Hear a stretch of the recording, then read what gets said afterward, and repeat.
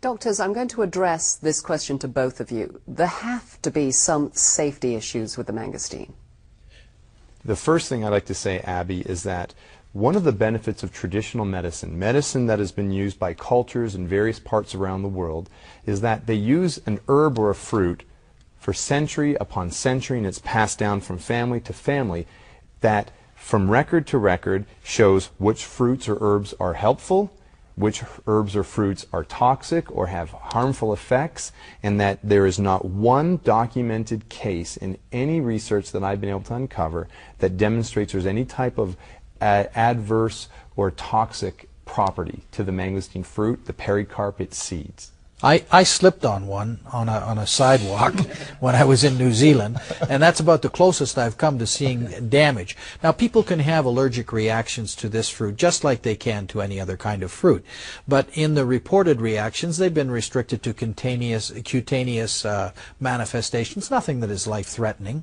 So it's not that people cannot have adverse reactions, but they aren't life-threatening. They don't fall into the same category as drugs do.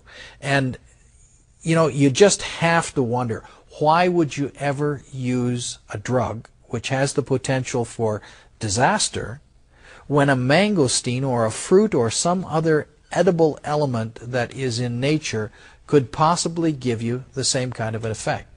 That's the question I ask over and over. Right. And my dad used to tell me when I was a little kid growing up to trust in God but tie up your camels.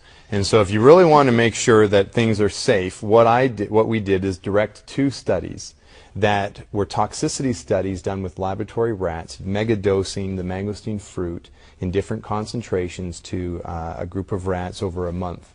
And in macroscopic and microscopic examination of the tissues of the rats, there was nothing that showed any type of pathological manifestation. The only change in behavior that was noted was that the rats were running out and sharing their mangosteen with friends. Which brings me to the next question. I think everybody's thinking of stockpiling the mangosteen right now.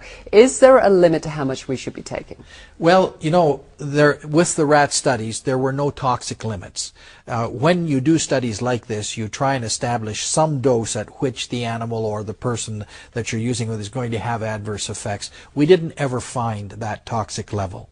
So there is no toxic level. However, in minimum dosages, when someone is looking for a therapeutic effect, something's gone wrong with them, and they're trying to get that in some way reversed through the assistance of the mangosteen, I recommend that because it has a half-life of 4 to 6 hours in the human body. In other words, it remains in the circulation for about 4 to 6 hours before half of it is gone, that it should be dosed 3 times a day. Now, that's uncomfortable to have to take something 3 times a day, but that's the fact. And you would start with at least 1 ounce per dose, 30 ml for those who may be in a different system than we have here. And you could go up from that. There is no upper limit. More may be better. It in fact appears to be that way in very serious conditions such as cancer and major ailments. People take much more than 1 ounce 3 times a day. However, when you're looking for the benefits of prevention, a single ounce a day seems to be all that you need.